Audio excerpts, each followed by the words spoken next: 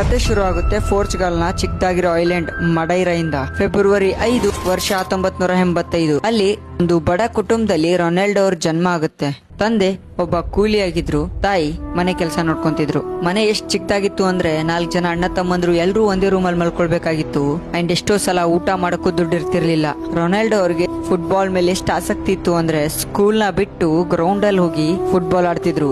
And ರಾತ್ರಿ ಮಲ್ಕೊಳ್ಬೇಕಾದ್ರೆ ಅದೇ football ಅನ್ನ ತಲೆದಿಂಬಿನ ತರ ಇಟ್ಕೊಂಡ್ ಮಲ್ಕೊಂತಿದ್ರು. ಅವ್ರಿಗೆ ಗೊತ್ತಿತ್ತು ಏನಾದ್ರೂ ಲೈಫ್ ಅಲ್ಲಿ ದೊಡ್ಡದಾಗಿ ಪಡಿಬೇಕು ಅಂದ್ರೆ ನೋವು ಅನುಭವಿಸ್ಲೇಬೇಕು ಅಂತ. 12 ವರ್ಷಕ್ಕೆ ಮನೆ ಬಿಟ್ರು. ತಾಯಿ ಕಣ್ಣಲ್ಲಿ ನೀರಿದ್ರೆ ಹೃದಯದಲ್ಲಿ ಬರೀ ಒಂದ್ ಕನ್ಸಿತ್ತು, ಒಂದಲ್ಲ ಒಂದ್ ದಿವಸ ಹೆಸರು ಮಾಡ್ಬೇಕು ಅಂತ.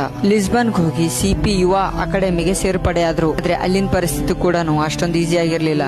ಇವ್ರು ದುಡ್ಡು ಇಲ್ದೇನೆ ಟ್ರೈನಿಂಗ್ ಪಡ್ಕೊಂತ ಇದ್ರು. ಅದನ್ನ ನೋಡಿ ಬೇರೆ ಪ್ಲೇಯರ್ಸ್ ಗಳೆಲ್ಲ ನಗಾಡ್ತಿದ್ರು. ಆದ್ರೆ ಅವ್ರು ಒಂದ್ ದಿವ್ಸನೂ ನೆಪ ಹೇಳಿಲ್ಲ. ಜಸ್ಟ್ ಆಡ್ತಾ ಹೋದ್ರು, ಅವ್ರು ಸುರಿಸ್ತಾ ಹೋದ್ರು. ಮತ್ತೆ ಅವ್ರು 16 ವರ್ಷದವ್ರು ಇರ್ಬೇಕಾದ್ರೆ ಅಂತ ಕ್ಷಣ ಬಂತು.